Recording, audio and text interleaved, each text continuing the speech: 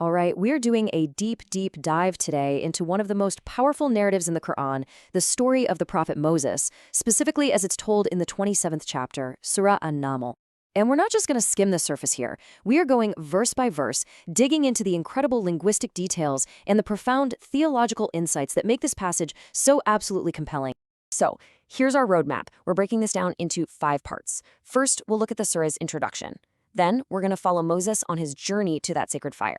We'll explore the divine proclamation he receives, examine the 2 incredible signs he's given, and then, and this is key, we'll analyze the psychology of why such clear signs were ultimately rejected. So let's get started with the foundation of it all. We're starting right at the very beginning of the chapter, because this opening really sets the tone for everything that comes after. The first verse is this powerful statement about the nature of the very words we're about to study. تلك آية القرآن وكتاب مبين. These are the verses of the Qur'an and a clear book. Right away, the verse tells us that what we're about to read aren't just stories. They are signs, clear, unambiguous signs. And the story of Moses is immediately presented as the first major example of this exact clarity. Now, this is where it gets really fascinating. Scholars point out a very subtle but important distinction between these 2 terms. Qur'an is the text as it was recited, the revelation delivered to the Prophet Muhammad. But Kitab Mubin, the clear book, well, that points to something much bigger, something more fundamental. It refers to the divine source of all scripture, what's known as the Lu Mahfuz, or the preserved tablet. The idea is that the message itself comes from a place of ultimate, perfect clarity. So this whole theme of clarity is front and center. Let's see how it plays out as the story begins. So the surah wastes no time. It pivots right from that profound introduction into the story of Moses. You have to picture the scene. It's the dead of night in the vast, empty Sinai desert. Moses is traveling with his family, probably heading back toward Egypt after his time in Midian. They're lost, it's cold, they need help, and then, in the distance, Moses sees a light. He turns to his family and says, "Indeed, I have perceived a fire." But the actual Arabic word he uses here is so incredibly important. It tells us this was not just a simple act of seeing something. The word is anasto. This doesn't just mean I saw. Its root implies a sense of intimacy, of comfort, of familiarity. So Moses didn't just spot a random fire. He perceived a light that felt serene, hopeful, inviting. It felt safe, not like a threatening wildfire. This one single word hints at the divine nature of this light before Moses even gets close to it. Now, at this moment, Moses is thinking very practically. As the head of his family, he has 2 clear objectives. First, get information. Khwabar. Find out where they are, which way to go. Second, bring back a shihabin biqabas, basically a flaming branch, to get some warmth from the desert cold. And it's this second goal that opens up a fascinating linguistic rabbit hole. You see, this exact moment in Moses' life is actually described in 3 different chapters of the Qur'an. And in each telling, the word used for the firebrand he wants to get is slightly different.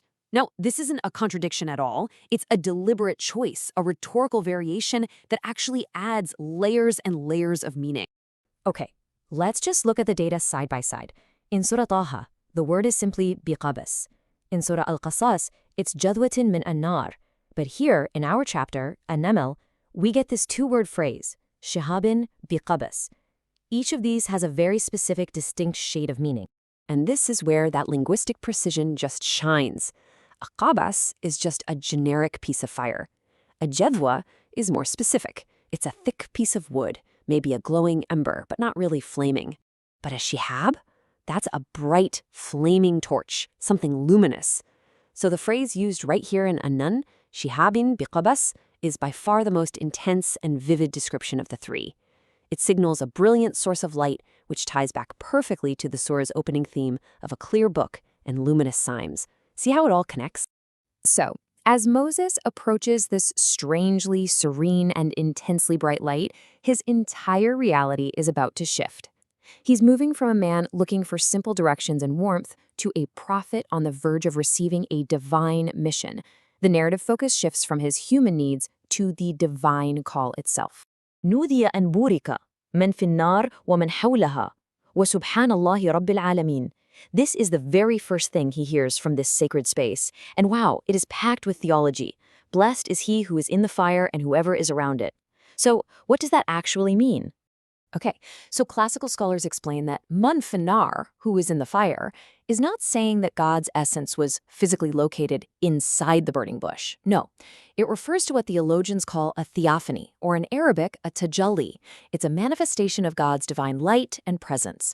And man hawlaha, whoever is around it, that refers to the prophet Moses himself and, as the commentaries say, the angels who are also present in that sacred spot. And then, just to make sure there is absolutely zero room for misunderstanding, the verse immediately adds, "Wa subhanallahi rabbil alameen," and exalted is Allah, Lord of the worlds.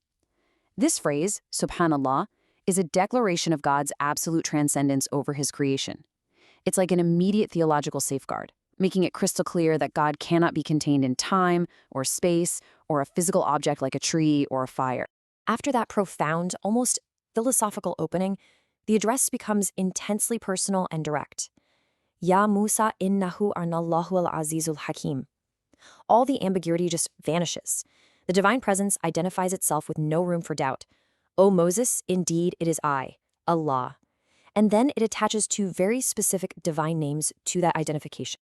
And the choice of these two names, Al-Aziz and Al-Hakim, is just perfectly tailored for this moment. Think about it. Moses is about to be sent on what seems like a suicide mission, confront the most powerful man on earth.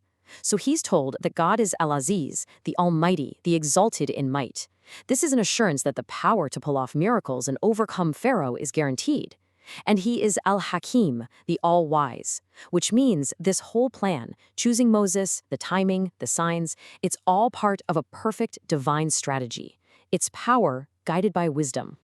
So, having established his identity and absolute authority, God now equips Moses with the proof he's going to need for this mission.